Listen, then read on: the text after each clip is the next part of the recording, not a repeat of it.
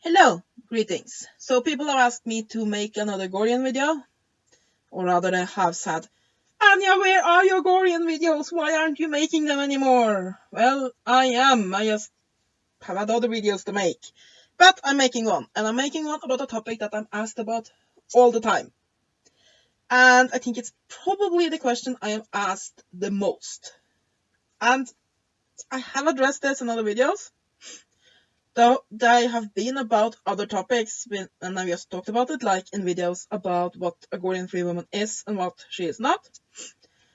But yeah, let's make a video dedicated to this topic. What's the difference between a Gorean Free Woman and a BDSM Mistress? So yeah, I think that where the confusion arises is that Gorean Free Women are called mistress by slaves. And many then think that she must be dominant. Because they're thinking, yeah, then you have the free men, that are the dominant men, they are the masters, and then you have the Gorean free women, and they're the mistresses. And yeah, we all run around and we spank one another's butts. Now, don't get me wrong, there's nothing wrong with spanking butts. Spanking butts is awesome, but that's not what being a Gorean free woman is about. Now, here's the thing. Most Gorean free women are submissive. They are, you can look at a Gorean free woman about like a 1950s wife. And you see, within the Gorean philosophy, within the Gorean lifestyle, it is believed that it's most natural for women to be submissive and men to be dominant. Now, some progressive Goreans, like for example myself, believe that while this is the norm, there are people that do not fit in this norm, so that you have dominant females and submissive males. And I believe it's just as bad for somebody who is outside the norm to be forced to live against their nature, to fit into the norm, as it is for those that are in the norm to live against their natures to fit into political correctness. As such, I believe there's nothing wrong with being a Gorean woman that are dominant, or a Gorean man who are submissive.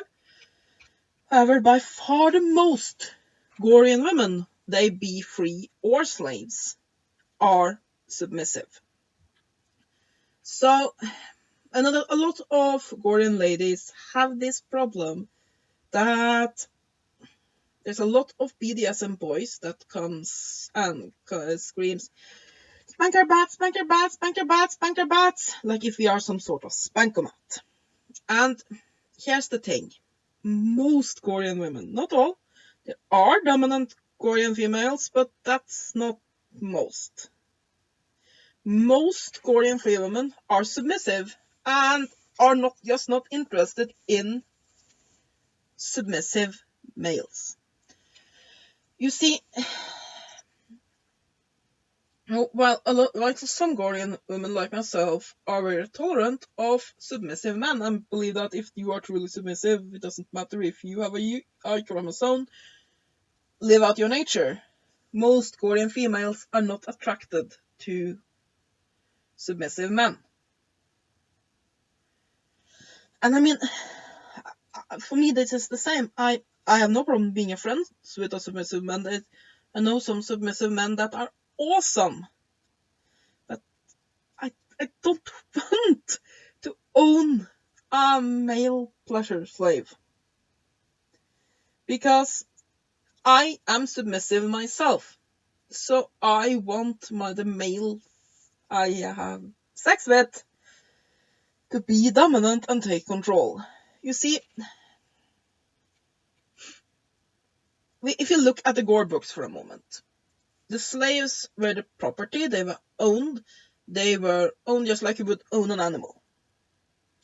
Free women, however, they were definitely below their men instead, as they had less rank. The men were the rulers. However, Gorean females had the right to own property.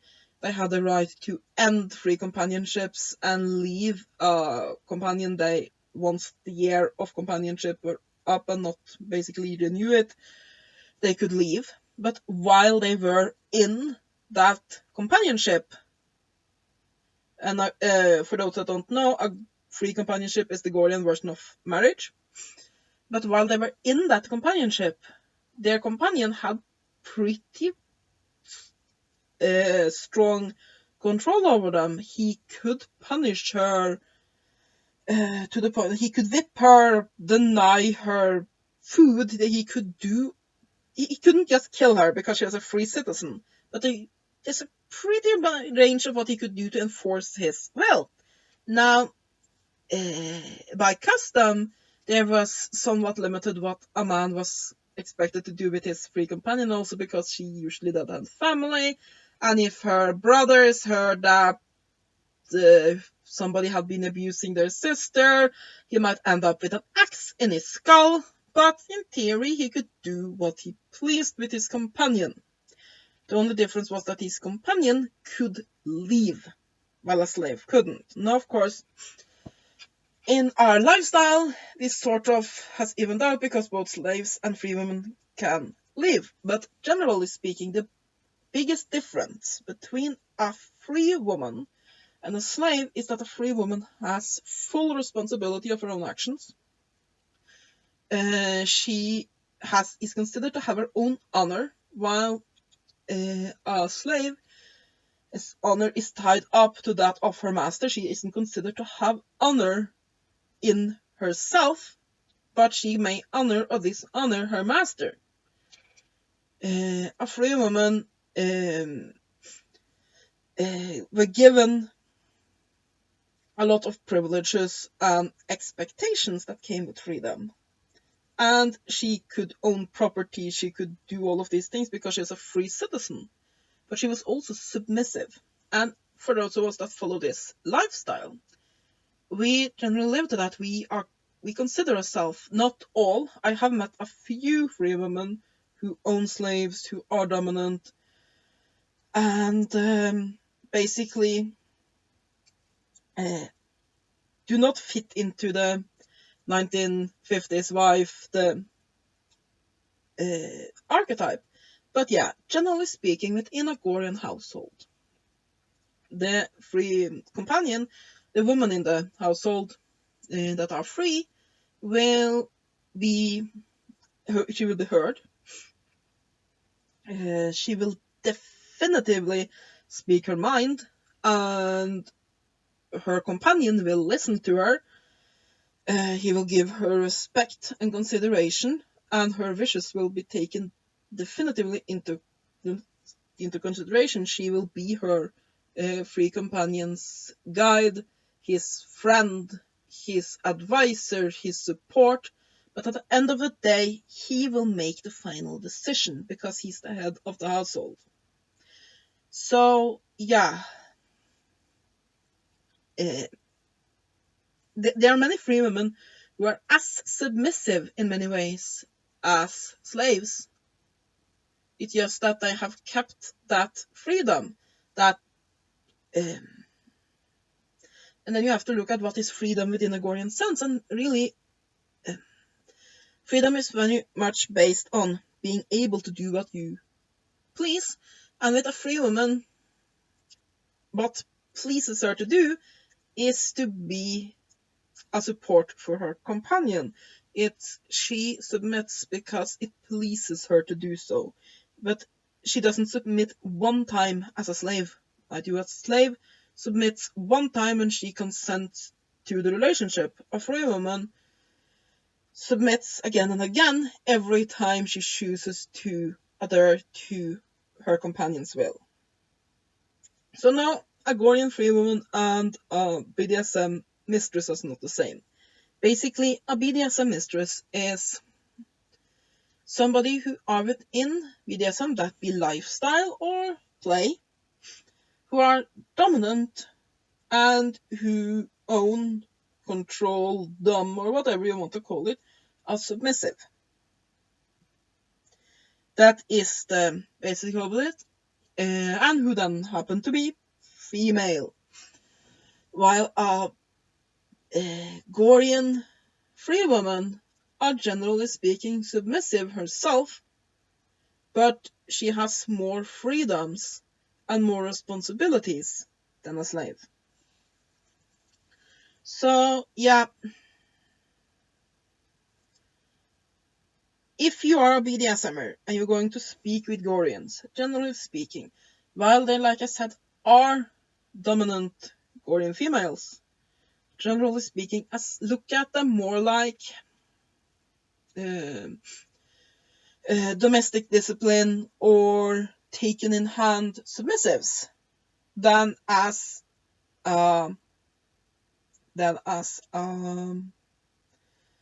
dominant. Because here's the thing, well, a Korean free woman is generally not dominant. She's just not a slave. I think that also where there's a great deal of confusion is that a lot of people who come in from the BDSM spectrum of things, they look at things from the aspect of BDSM where your placement within BDSM is basically your definition here, because BDSM are these activities. Now, it's definitely more, BDSM is definitely about more than the whip. For a lot of people, it can be an extremely spiritual, deep, and emotional experience, and it's very much can be a way of life and something very deep and meaningful. However, BDSM is that it is the submission, it is the play, it is those roles, because that's what the BDSM is. However, the Gorean lifestyle, or Goreanism, is basically the BDSM aspect, the DS aspect. That's one little tiny piece here, a little dot on the major painting, which is this lifestyle. You can look at it like this. If you look at ancient Rome, they had a lot of slaves. There were quite a few slaves there. And the females were generally submissive to their males. But you wouldn't call ancient Rome a BDSM culture, because while there were slaves, and there were quite a bit of what did I do now? Quite a lot of having sex with your slaves, to the point where, for example, for a while it was socially very discouraged to have affairs outside of your marriage. However, there was nothing wrong with having affairs with your slaves. That was considered completely okay, because they were not citizens, they were non-persons, so it didn't count as an affair. So yeah, they were quite a bit of hanky-panky with slaves. And there was quite a bit of aspects of submission, including, for example, Roman wedding rituals where the woman there were a lot of symbolic ways that she now submitted to a new husband. But you will not call this a... My phone, sorry. I like Yun.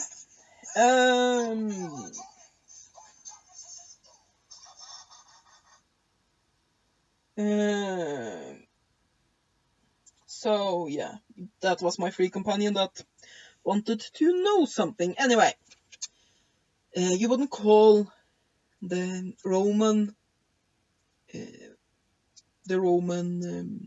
society for a BDSM society, because while you had slavery, you had all this. There was so much more. There were culture, there were religion, there were ways to do things, there were buildings, there were architecture, there were all of these things that were part of a greater whole, and then you have that part about slavery and so on.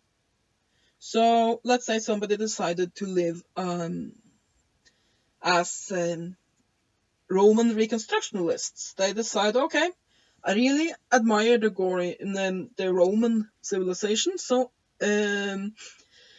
we want to try to live as close to ancient Rome as we can.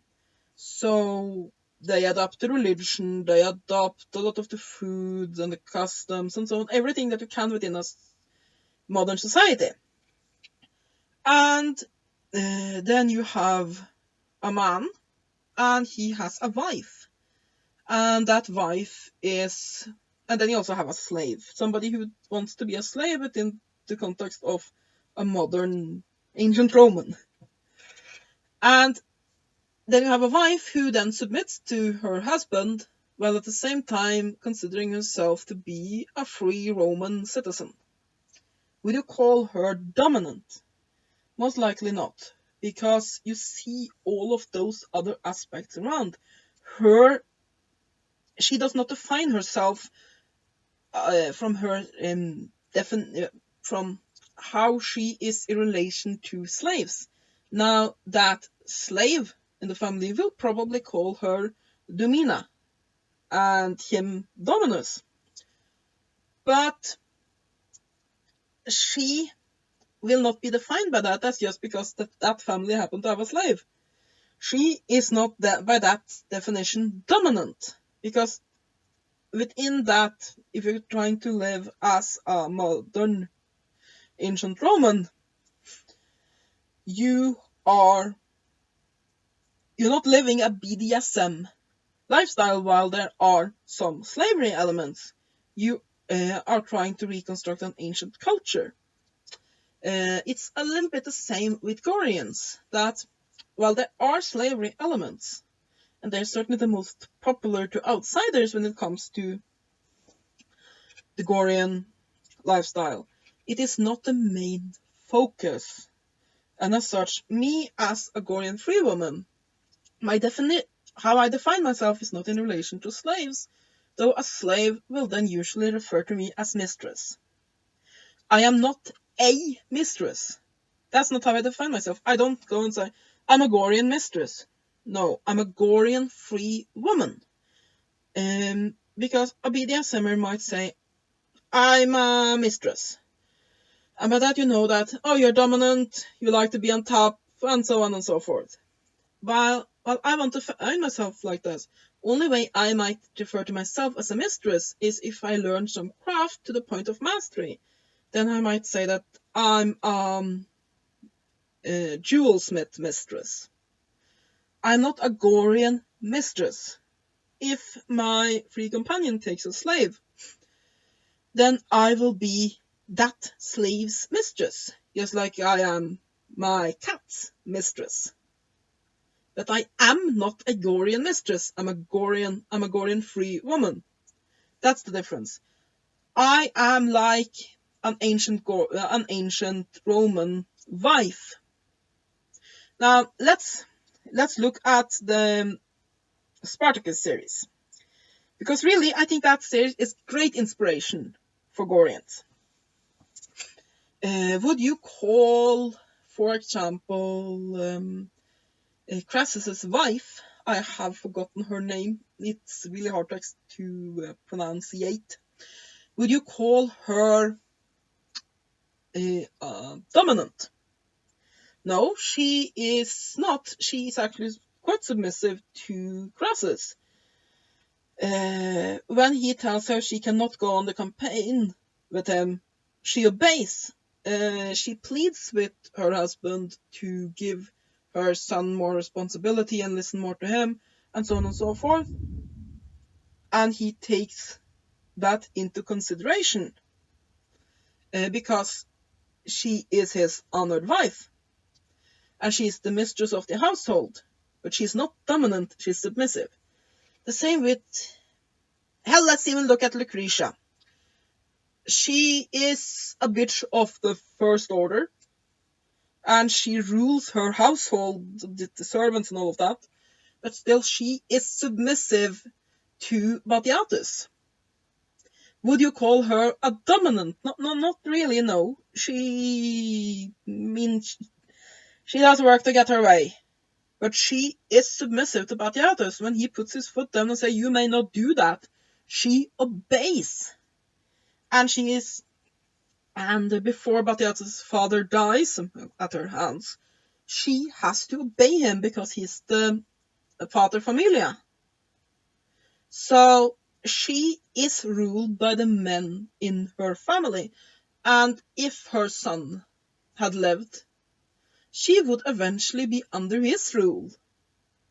He would honor her as her mother, and she would probably have quite a lot of free reign, but at the end of the day, she would have to be submissive to the males in her family.